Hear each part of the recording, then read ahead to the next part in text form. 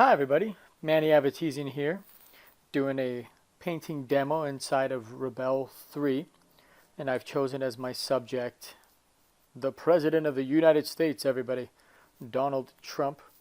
Of course, as a caricature artist, I'm going to be doing this as a caricature painting in my own abstract, silly kind of way.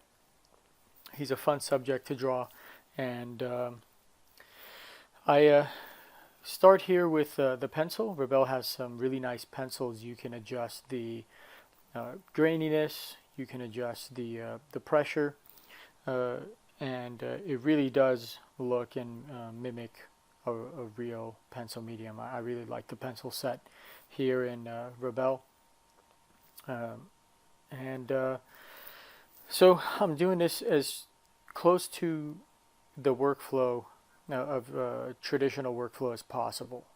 If I was to do this with the real canvas and pencil and acrylic, this is exactly how I would do it. And I really love that I can do that in Rebelle, and it's identical to what I would do on a canvas. That ability to seamlessly transition from being a traditional artist to an awesome painting program like Rebelle, which mimics a real live medium, it's priceless. I can take this on a road. I'm working on my Wacom Mobile Studio Pro 13 here, and one of my qualms about traveling, because my wife and I travel full time doing live retail caricatures. But one of the downsides, of course, is studio time. As an artist, I love my studio time. Being able to sit down in front of a sketchbook, in front of a canvas, and draw and paint it's a passion. But since discovering Rebelle, I can do that on a road. So here I've started blocking in the painting using Rebelle's acrylic brushes. And what's cool with the settings here is not only can you control the pressure and how much paint is loaded onto your brush, but also the graininess of the brush itself, which controls it pretty much controls like how the bristles on a brush. If you want very broad, I should say like spread out bristles, then you put the graininess up, and if you want more tighter, smoother brushes, then you put the graininess down, and that's what controls that in Rebelle. Another brush control I really like in Rebelle is the texture. You can control how much the canvas texture is applied in each brush stroke, which is great for mimicking and emulating real life medium. Sometimes you can go in with a real acrylic brush, really dry, and etch out enough of the canvas to where you see a lot of the texture, or you can go really thick with the paint and not see any of the canvas texture, and that's a really cool feature that Rebelle has, the ability to take that into a digital format and not skip a beat in comparison to a traditional canvas. So my technique here is basically I'm using the drawing. I keep turning that layer on and off to make sure that I'm following some of my original sketch drawing. And just like in any painting program, Rebelle has those standard features of layers and layer styles and opacity, blending modes, etc.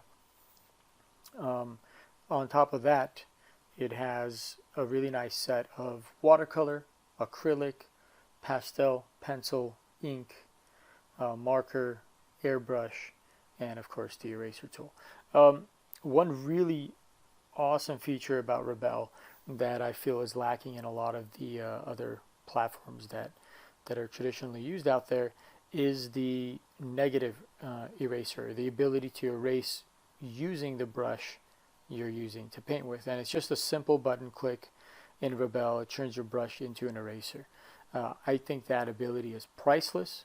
It's missing in a lot of, unfortunately, it's missing in a lot of painting programs out there. And to me, it's a deal breaker because um, sometimes you're painting, you want to be able to paint negatively using the same brush that you're using, not just some bulky eraser that completely wipes out everything that you just created.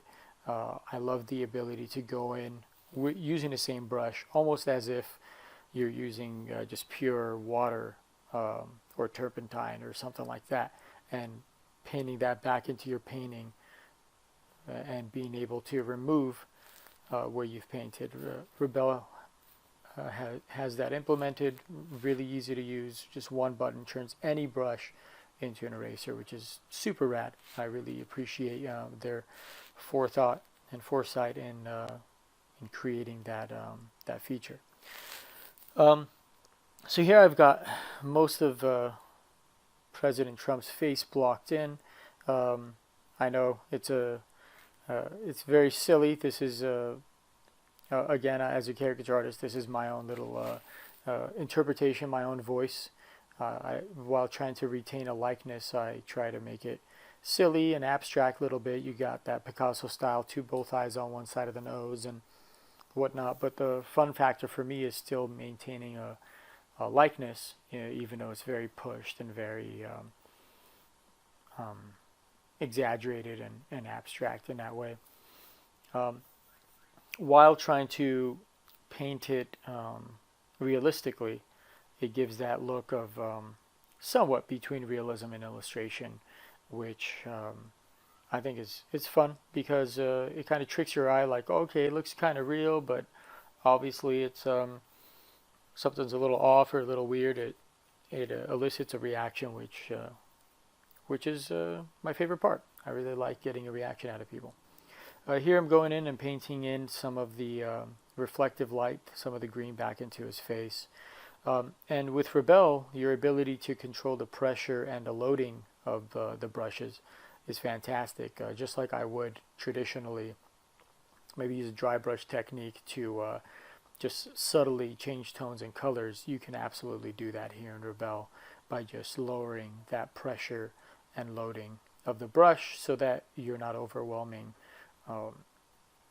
the canvas with every brush stroke. You're kind of layering and building up, which is what I like to do, and it's where my comfort zone is. So coming along here, I've got all the colors blocked in and just working at it slowly. I think this took me about 3 hours. Of course, I've time-lapsed it because I don't want to bore you for 3 hours.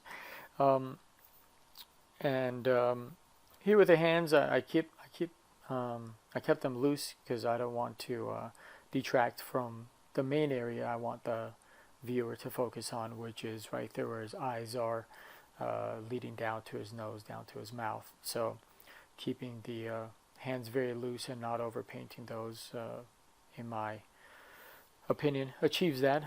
Same with the clothes and everything. I don't want to get too detailed and too gritty with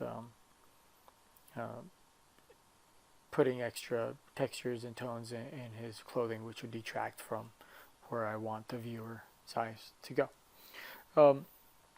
What's really cool about Rebelle is the brush textures themselves. That green background is not just solid green. You can see the texture, brush strokes, the directional strokes there. Here you can notice I'm a little more zoomed in, and that gives it that traditional look, which is very impressive and very cool. If you layer very thick brush strokes on top of each other, you will see indications of the brush strokes underneath, which is a really cool feature. Here I added a little bit of yellow in the background just to kind of focus in, and final highlights to finish off the drawing. A little bit of drool there just to add to the humor of the whole piece, and we're done. I hope you enjoyed the demo here. Rebelle is outstanding painting software. I'm very comfortable in it. There was almost no learning curve going from painting traditionally to painting in Rebelle. they've done an outstanding job, and I'm really excited and looking forward to the official release of version 3.